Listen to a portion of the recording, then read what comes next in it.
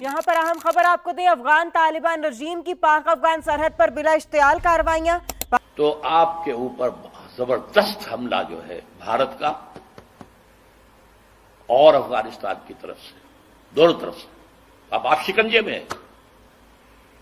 وہ افغانستان جو ہمارا دوست تھا اور ہم اس کے دوست تھے اور امدادی تھے۔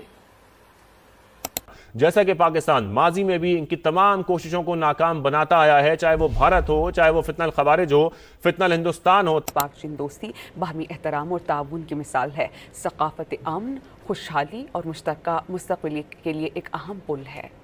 لکھ کے رکھ لو، ان قریب بھارت پاکستان پر بہت بڑا حملہ کرے۔ اگر ذرا بھی محسوس ہوا کہ چائنا اور پاکستان اور قریب آ رہے ہیں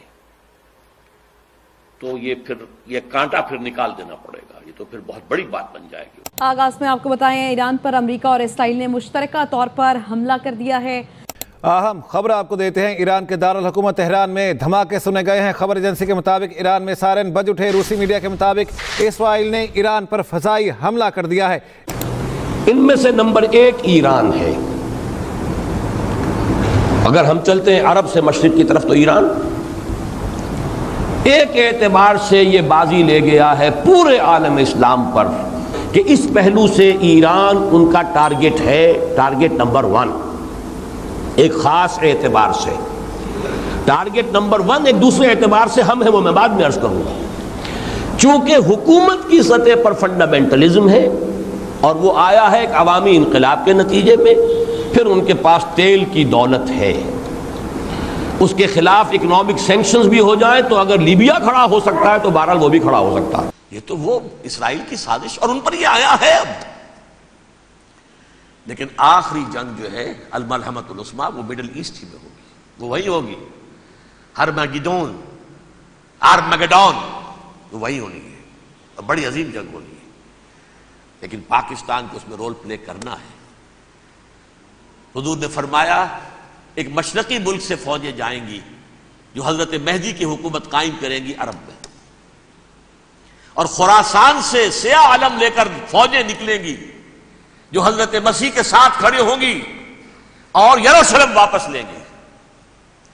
یروشلم پہلے کھویا عربوں نے، 1099 عیسوی میں کھویا، اور 1187 میں 88 برس بعد عرب نہیں واپس لے سکے، کردوں نے لیا، صلاح الدین ایوبی نے لیا۔ اب 1967 میں پھر عربوں نے کھویا، واپس نہیں لے سکتے عرب، واپس لیں گے خراسان سے چلنے والے جھنڈے۔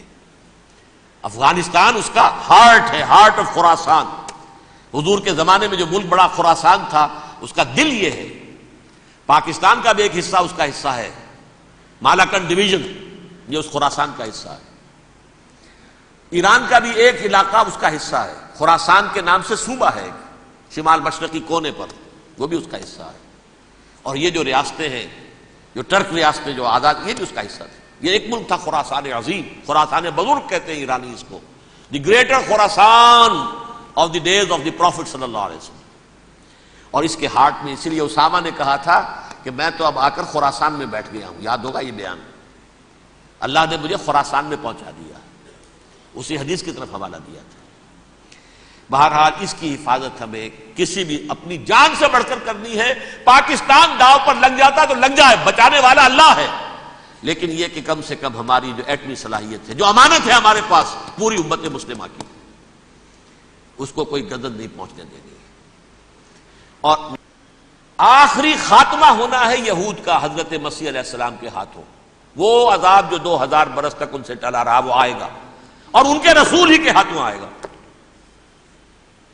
لیکن اس سے پہلے مسلمانوں پر یہ عذاب آ رہا ہے، ہولوکاسٹ کے درجے کا عذاب آئے گا، آ رہا ہے۔